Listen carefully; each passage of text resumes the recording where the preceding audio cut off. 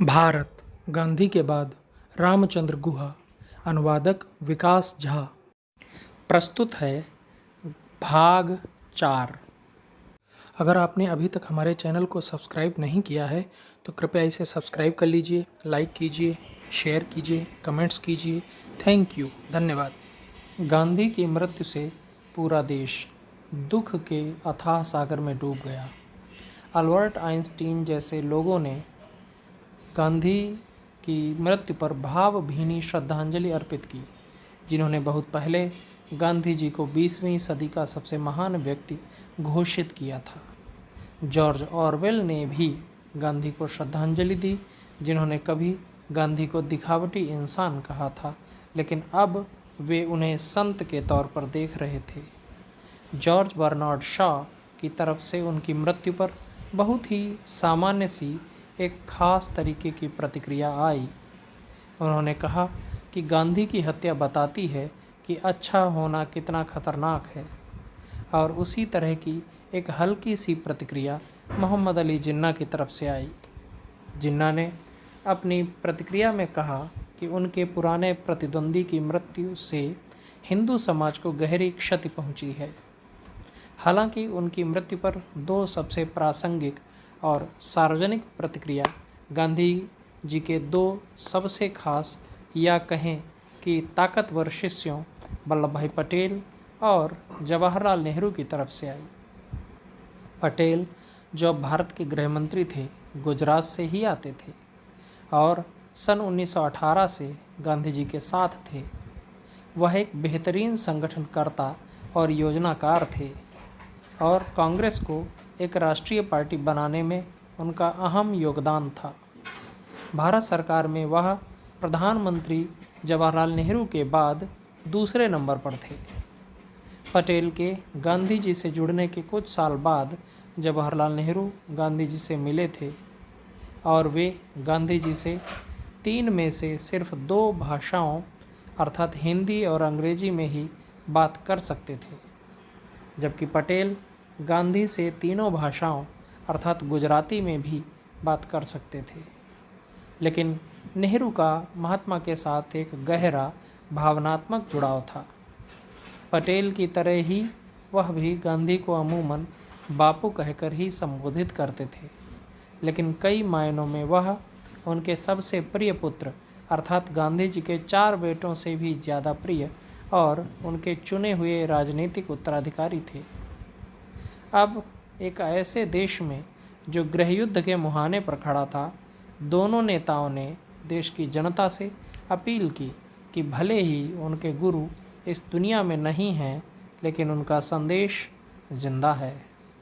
महात्मा की मृत्यु के तुरंत बाद ऑल इंडिया रेडियो पर बोलते हुए पटेल ने लोगों से कहा कि वे बदला लेने की बात न करें, बल्कि महात्मा जी द्वारा दिए गए प्रेम और अहिंसा के संदेशों को ग्रहण करें।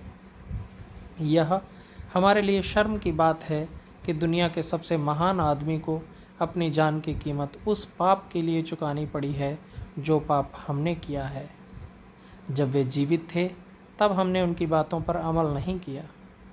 अब कम से कम उनके मरने के बाद हमें उनकी बातों पर अमल करना चाहिए। गांधी जी की चिता की राख को गंगा में प्रवाहित करने के बाद इलाहाबाद में नेहरू ने कहा कि हमने बहुत ही महंगे मूल्य पर अपना सबक सीखा है। क्या हमारे बीच कोई ऐसा है जो गांधी जी की मृत्यु के बाद उनके मिशन को पूरा करने से इनकार करेगा? नेहरू ने कहा कि हिंदुस्तानियों को एक होकर उस सांप्रदायिकता के भयानक जहर के खिलाफ लड़ाई लड़नी है जिसने हमारे युग के सबसे महान इंसान को हमसे छीन लिया है। नेहरू और पटेल दोनों ने ही एकता और मुआफ़ी की बात की, लेकिन जिस तरह से घटनाएं आकार ले रही थीं, वे दोनों एक कटु राजनीतिक प्रतिद्वंद्विता में उलझे हुए थे। दिसंबर के आखिरी पखवाड़े में नेहरू ने दंगों से प्रभावित अजमेर शहर का दौरा करने का फैसला किया, लेकिन आखिरी क्षण में उन्होंने खुद दौरा न करके अपने निजी सचिव को भेज दिया। पटेल ने इसे गंभीरता से लिया।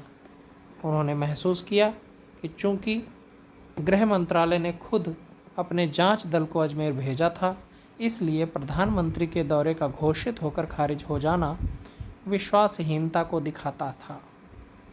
नेहरू ने इसके जवाब में कहा कि उनके परिवार में किसी की मौत हो गई थी, इसीलिए उन्हें ये दौरा खारिज करना पड़ा और इसी वजह से उन्होंने अपने सचिव को भेज दिया ताकि वे लोग निराशा महसूस न करें जिन्होंने उनके आने की उम्मीद की थी। लेकिन फिर भी सरकार के प्रमुख होने के नाते उन्हें ये अधिकार था कि वे कहीं भी और कभी भी जा सकें या किसी दूसरे व्यक्ति को अपनी जगह पर भेज सकें।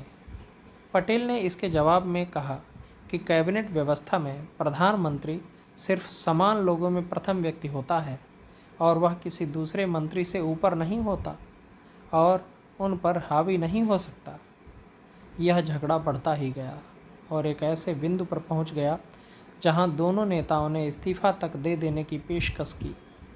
इसके बाद इस बात पर सहमति बनी कि वे दोनों अपना दृष्टिकोण गांधी जी के समक्ष रखेंगे। इससे पहले कि कोई उपयुक्त समय खोजा जाता, महात्मा ने अपना अंतिम उपवास शुरू कर दिया। अगले सप्ताह पटेल दिल्ली से बाहर थे, लेकिन उनके और निश्चित तौर पर नेहरू के भी दिमाग में ये सारी बातें घूम रही थीं। 30 जनवरी को गांधी उस दुर्भाग्यपूर्ण प्रार्थना सभा से ठीक पहले पटेल से मिले और पटेल से कहा कि वे और नेहरू अपने आपसी मतभेदों को दूर कर लें। उन्होंने यह भी कहा कि वे अगले दिन उन दोनों से मिलना चाहेंगे।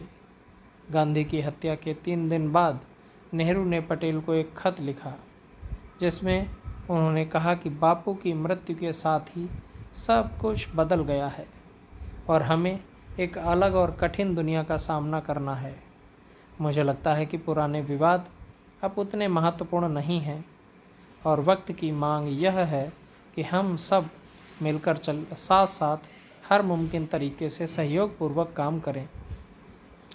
पटेल ने जवाब में कहा कि मैं भी पूरी तरह से दिल से यही बात चाहता हूँ जो आपने इतने भावुक ढंग से व्यक्त की है। हाल की घटनाओं ने मुझे काफ़ी दुखी किया है और मैंने बापू को लिखा भी था कि मुझे मेरी जिम्मेवारियों से मुक्त कर दें, लेकिन उनकी मृत्यु ने सब कुछ बदल कर रख दिया है और जिस संकट ने हमें ग्रसित कर रखा है उससे हमें यह भी एहसास होना चाहिए कि हमने साथ मिलकर क्या कुछ प्राप्त किया है। हमें यह भी एहसास होना चाहिए कि इस घड़ी जब पूरा मुल्क शोक में डूबा हुआ है, देश को हमारे संयुक्त प्रयास की बहुत ज़रूरत है। गांधी अपने जीते जी हिंदू और मुसलमानों में सामंजस्य स्थापित नहीं कर पाए, लेकिन उनकी मृत्यु ने जवाहरलाल नेहरू और वल्लभ भाई पटेल के बीच के मतभेदों को ज़रूर दूर कर दिया। यह एक नए और बहुत ही अस्थिर देश के 2 बड़े नेताओं के बीच की सुलह थी जो काफ़ी महत्वपूर्ण थी। तो यह था गांधी के बाद भारत का चौथा भाग। आशा करता हूँ आपको यह सीरीज़ पसंद आ रही होगी। यदि हाँ तो अगर आपने अभी तक हमारे चैनल को सब्सक्राइब नहीं किया है तो कृपया इसे सब्सक्राइब कर लीजिए, लाइक कीजिए, शेयर कीजिए, कमेंट्स कीजिए। थैंक यू, धन्यवाद।